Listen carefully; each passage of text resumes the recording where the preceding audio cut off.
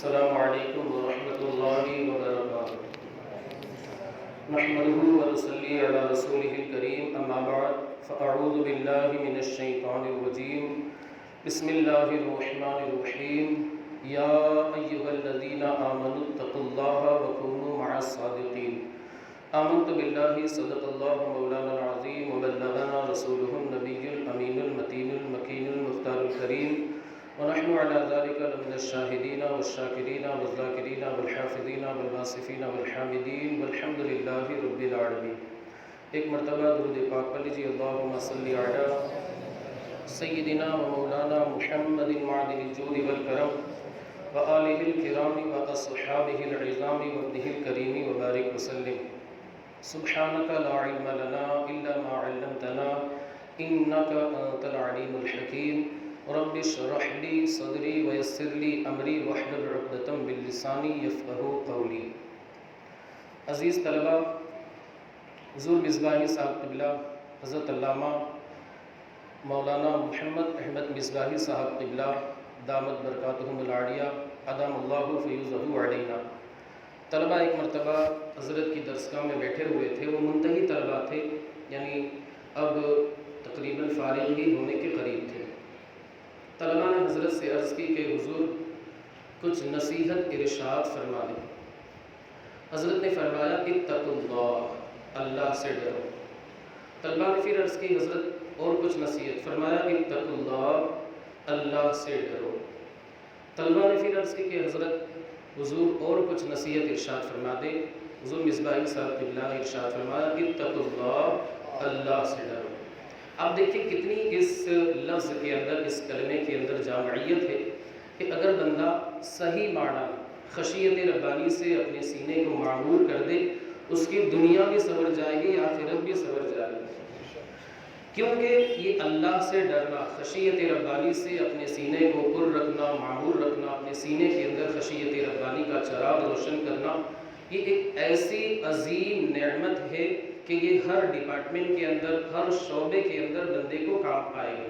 جیسے اگر وہ طالب علم ہے، اللہ کا خوف ہوگا، نہ تو ماں باپ کو دھوکہ دے گا، نہ اساتذہ کو دھوکہ دے گا، نہ قوم کو دھوکہ دے گا، نہ خود اپنی ذات کو دھوکہ دے گا۔ اساتذہ کی بات کریں، دل میں اگر انشاءاللہ خوف خدا آ گیا تو انشاءاللہ وہ بھی اپنی ذمہ داری کو اللہ وحدہ لا شریک کی رضامندی حاصل کرنے کے ارادے سے اسے پورا کرنے کی کوشش کریں۔ کسی بھی ڈپارٹمنٹ، کسی بھی شعبے میں آپ دیکھیں، جائزہ لیں، آپ اسے دیکھیں، اس کا اندازہ لگائیں، آپ غور و فکر کریں، آپ اس نتیجے پر پہنچیں گے اگر اس بندے کے دل کے اندر خوف خدا آ گیا، وہ بندہ اس ڈپارٹمنٹ، اس شعبے کی جو ذمہ داریاں اس کے سر ہے، اسے ان ذمہ داریوں کو وہ بندہ کما حق ہو تو نہ صحیح، لیکن جتنا اس سے ہو سکتا ہے وہ بندہ ادا کرنے کی کوشش کرے۔ آیت کریمہ کی میں نے تلاوت کی، اللہ رب العزت ارشاد فرماتا ہے یا ایھا الذین آمنوا اتقوا اللہ، اے لوگو، اے ایمان والو، اللہ سے ڈرو اور سچوں کے ساتھ ہو جاؤ۔ اے ایمان والو، اللہ سے ڈرو اور سچوں کے ساتھ ہو جاؤ۔ دیکھا جائے تو یہ آیت کریمہ ویسے تو سارے مومنوں کے لیے ہے، لیکن آپ اسے خاص مد نظر رکھیں، اس پر عمل کریں، اللہ سے ڈریں، اور ساتھ ہی ساتھ اللہ کا ڈر جب آپ کے دل میں پیدا ہو جائے گا، آپ انشاءاللہ اللہ کی رضا حاصل کرنے کے لیے علم حاصل کریں گے، دین کی خدمت کے ارادے سے علم حاصل کریں گے، اور ساتھ ہی ساتھ اللہ نے جو ارشاد فرمایا وَكُونُوا مَعَ الصَّادِقِينَ، سچوں کے ساتھ ہو جاؤ۔ یہ نہیں کہ میں اب عالم بن گیا، علم حاصل کر لیا، میں بہت بڑا علامہ فہامہ ترم خواہ بن گیا، حتیٰ کہ میرے اساتذہ بھی میرے سامنے کچھ نہیں۔ اللہ نے فرمایا وَكُونُوا مَعَ الصَّادِقِينَ، سچوں کے ساتھ ہو جاؤ۔ بزرگان دین کا دامن تھامو، ان کو کراس کرنے کی، انہیں اوورٹیک کرنے کی ہمیں کوشش نہیں کرنی۔ تو طالب علم کو اس آیت کریمہ کو مد نظر رکھتے ہوئے اسے عملی جامہ پہنانا چاہیے، عملی لڑی کے اندر اسے پرونے کی کوشش طالب علم کو، بلکہ ہر سنی مسلمان کو اس پر عمل کرنے کی کوشش کرنی چاہیے۔ طالب علم کے حوالے سے آج کل ہمارے طلبہ کے اندر طلب علم کے تعلق سے سرد موہری نظر آتی، بالکل یعنی شوق نہیں ہے، پڑھایا، سزا دی، ایک دن کھڑے رہ گئے، اب دوسرے دن وہ یہ سوچتے ہیں کہ ہمارا نمبر تو اب تقریباً ایک ہفتے تک نہیں آنا ہے، چونکہ راؤنڈ گھومے گا، سرکل میں ہم لوگ بیٹھتے ہیں اور میرا نمبر آتے آتے تو یعنی ایک ہفتہ نکل جائے، ایک مرتبہ میں کتاب لے کر کے کھڑا ہو گیا، دوسری مرتبہ میرا نمبر نہیں آیا۔ یعنی ہمارے طلباء کے اندر اکثر و بیشتر اکثریت کے اعتبار سے سرد مہری نظر آتی، للحکم اکثر الکل، یعنی تقریباً طلباء محنت نہیں کرتے، جو ذوق و شوق، محنت، لگن کے ساتھ، دلچسپی کے ساتھ جو تعلیم حاصل کرنی چاہیے وہ نہیں کرتے۔ میں آپ کو ایک بزرگ کا واقعہ بتاؤں۔ 3 شخصیتیں، 3 حضرات تھے، بچپن کا زمانہ تھا، تھوڑے سے بڑے ہوئے، سن شعور کو پہنچے، اب ان کے ذہن کے اندر یہ خیال آیا کہ ہم سمندر کراس کر کے، سمندر پار کر کے ہم فلاں ملک میں جائیں گے، وہاں جا کر کے علمی تشنگی کو بجھائیں گے، علم حاصل کریں گے۔ اب کشتی میں سوار ہو گئے، یہ بالکل ابتدائی دور کی بات ہے، تقریباً 212 ہجری کے آس پاس کی بات ہے۔ اس وقت یہ جہاز جو آج کل ہم دیکھ رہے ہیں یہ نہیں چلتے تھے، بلکہ وہ کشتیاں چلتی تھی چھوٹی چھوٹی، اور اس میں سفر کرنا خطرے سے خالی نہیں ہوتا تھا۔ اب ان لوگوں نے 3 مہینے کا راشن بھی لے لیا، 3 ماہ کا کھانا پینا، جو بھی ضروریات زندگی تھا انہوں نے اپنے ساتھ لے لیا۔ روانہ ہوئے سفر میں، اب اتفاق سے ہوائیں چلنے لگی، باد مخالف سے مخالف سمت سے ہوائیں آنے لگی، کشتی ڈگمگانے لگی، لیکن ان لوگوں نے اپنے عزم کے اندر کوئی بھی کمی نہ آنے دی۔ ان لوگوں کا پکا پختہ ارادہ تھا کہ ہم انشاءاللہ کچھ بھی ہو جائے، کہا جاتا ہے جب انسان ٹھان لیتا ہے کہ مجھے یہ کرنا ہے تو کرنا ہے، اب کچھ بھی ہو جائے، دنیا ادھر کی ادھر ہو جائے، لیکن میں یہ کام کر کے رہوں۔ ایک کہاوت بھی ہے فارسی کے اندر، مرد باید کے ہراساں نہ شود، مشکل نیست کے آسان نہ شود۔ 3 مہینے سمندر کے اندر ہی گزر گئے، ان کا جو راشن تھا وہ 3 مہینے کا تھا، وہ ختم ہو گیا۔ اللہ کر کے جس ملک کا ان کا ارادہ تھا وہاں پر وہ لوگ پہنچے۔ اب سارا راشن ختم، سمندر کے پانی کو لے کر کے وہ پی رہے ہیں، اسی پر گزارا کر رہے ہیں۔ قریب میں آس پاس میں کوئی جگہ نہیں ہے، کوئی ابن آدم وغیرہ نظر نہیں آتا۔ تینوں میں سے ایک بندہ بے ہوش ہو کر کے گر جاتا ہے۔ اب دوسرا جو بندہ تھا، یعنی 2 بندے باقی بچے، ان میں سے ایک نے سوچا کہ لاؤ میں کہیں پانی وغیرہ یا کھانا پینا وغیرہ تلاش کرتا ہوں تاکہ مجھے مل جائے۔ دیکھیں یہاں پر بھی 3 بندے ہیں اور 3 لالچی آدمی آپ کی نگاہوں کے سامنے ہیں، آپ کے ذہن میں ہیں، اپنے ہندوستانی قاعدے کے اندر بھی پڑھا ہے۔ انہیں 3 سونے کی اینٹیں ملی، پھر آخری میں آپ نے پڑھا کہ دھری کے دھری رہ گئے۔ ان کا کیا ارادہ تھا؟ لالچ کا ارادہ تھا کہ ہم دوسرے کو مار کر کے سارے سونے کی اینٹوں پر قبضہ کر لیں گے، لیکن ان کا کیا ارادہ ہے کہ ہم جا رہے ہیں، دوسرا جو بندہ گیا پانی لینے کے لیے کہ میرے جو 2 ساتھی ہیں ان کو پلاؤں گا اور ان کی جو پیاس ہے اس کو بجھانے کی کوشش کروں گا۔ اپنا مفاد، اپنا مقصد یہاں پر نہیں تھا۔ صحابہ کرام رسول اللہ صلی اللہ علیہ وآلہ وسلم نے بھی ہمیں یہی سکھایا ہے، وَيُؤْثِرُونَ عَلَىٰ أَنفُسِهِمْ وَلَوْ كَانَ بِهِمْ خَصَاصَةٌ۔ آپ حضرات جانتے ہیں۔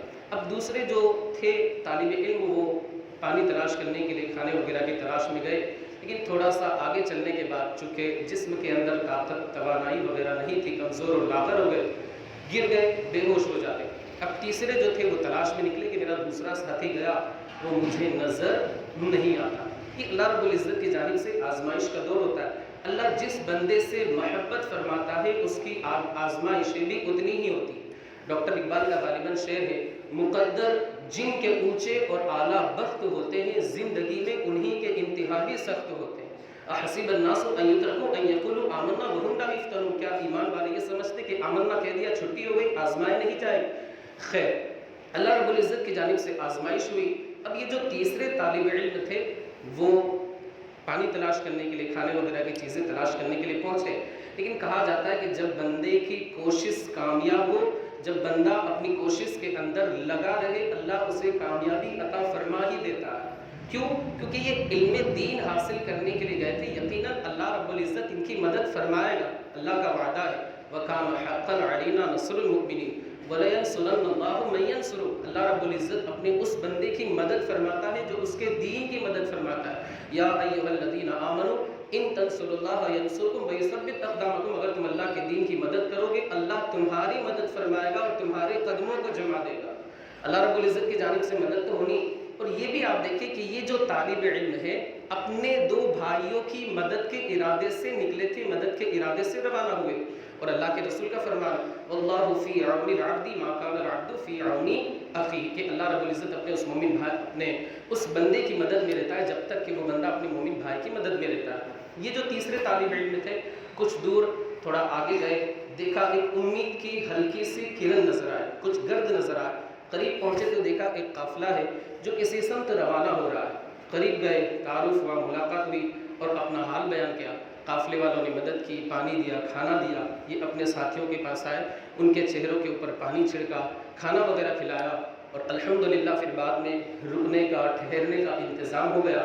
انہوں نے محنت، شوق، لگن کے ساتھ، دلچسپی کے ساتھ اپنے آپ کو دینی تعلیم کے اندر لگا دیا، اور اس محنت کے ساتھ علم حاصل کیا، اس محنت کے ساتھ علم حاصل کیا کہ ان تینوں میں ایک وہ بنے جنہیں دنیا امام حاتم رازی کہتی ہے، اور یہ وہ امام ہے جو صحاح ستہ کے 3 مصنفین یعنی امام ابن ماجہ، امام ابو داؤد اور امام نسائی کے استاذ بن گئے۔ یہ آپ دیکھیں کہ محنت اگر بندہ کرے اللہ رب العزت اسے یہ مقام و مرتبہ عطا فرماتا ہے۔ امام رازی کا نام آپ نے سنا ہو، وہ منطقی امام جن کی تفسیر کبیر مفاتیح الغیب جسے کہا جاتا ہے، تفسیر رازی کہا جاتا ہے، وہ دوسرے امام۔ یہ امام ابو حاتم رازی علماء فرماتے ہیں کہ یہ ایسے جلیل القدر اور ایسے پائے کے عالم ہیں کہ علم حدیث کے میدان میں کوئی بھی محدث ان کا ذکر کیے بغیر یا ان سے استفادہ کیے بغیر ایک قدم بھی آگے نہیں بڑھ سکتا۔ یہ ایسے پائے کہ محدث یقیناً انہیں علم کی وجہ سے جو انہوں نے محنت کی کوششیں کی، اللہ رب العزت نے انہیں یہ صلہ عطا فرمایا۔ اللہ رب العزت نے آپ کو ماشاءاللہ نوازا ہے، ادارے کی جانب سے آپ کے لیے بہترین انتظام رہتا ہے کھانے کا، کپڑے دھونے کا، لیکن آپ جو ہے اس کا غلط فائدہ اٹھاتے ہیں اور ناشکری کرتے، ناقدری کرتے، وقت پر آپ پڑھائی نہیں کرتے، اور یہ ساری چیزیں آپ انجام دیتے۔ ان بزرگان دین کی زندگی کو سامنے رکھے، آیت کریمہ پر عمل کرتے ہوئے، یا ایھا الذین آمنوا اتقوا اللہ وکونوا مع الصادقین، اے ایمان والو اللہ سے ڈرو، سچوں کے ساتھ ہو جاؤ۔ یہ بزرگ، بس آخری بات عرض کر کے اپنی گفتگو کو ختم کر دوں، ان بزرگ کے تعلق سے آتا ہے۔ ماشاءاللہ آپ کے پاس تو کپڑے بھی ہیں اور آپ کے والدین بھی بھیجتے ہیں اور ادارہ بھی آپ کا تعاون کرتا ہے، اس کے باوجود بھی آپ ناشکری کرتے، ناقدری کرتے اور محنت سے علم حاصل نہیں کرتے۔ ان بزرگ کے تعلق سے آتا ہے، کتابوں میں لکھا ہے کہ ان بزرگ کو علم کا اتنا شوق تھا، یعنی امام ابو حاتم رازی، انہیں علم کا اتنا شوق تھا کہ پیسے کی کمی ہونے لگی، یعنی علم حاصل کرنے میں ان کو کچھ ضرورت کے پیسے وغیرہ نہیں تھے، تو آخری میں انہوں نے اپنے کپڑے بھی بیچ کر کے علم حاصل کیا۔ یہ وہ بزرگ ہے۔ آج کل اگر ہم بات کریں ہمارے طلباء کی تو اکثر باتھ روموں کے اندر کپڑے نظر آتے ہیں، یعنی کچھ پڑی ہی نہیں، ماں باپ کی جو دولت ہے، ماں باپ نے جو کچھ بھی پیسے دیے اسے ضائع کر رہے، اسی طرح مدرسے کا جو حق ہے اسے بھی ادا نہیں کر رہے۔ اللہ رب العزت آپ کو، ہم تمام لوگوں کو مصطفیٰ کریم کی سنتوں کے مطابق زندگی کے شب و روز گزارنے کی توفیق رفیق عطا فرمائے۔ نکالی سینکڑوں نہریں کے پانی کچھ تو کم ہوگا، مگر پھر بھی میرے دریا کی طغیانی نہیں جاتی۔ ورق تمام ہوا اور مدح باقی ہے، ایک سفینہ چاہیے اس بحر بے قرار کے لیے۔ وآخر دعوانا ان الحمد للہ رب العالمین۔ السلام علیکم ورحمۃ اللہ وبرکاتہ۔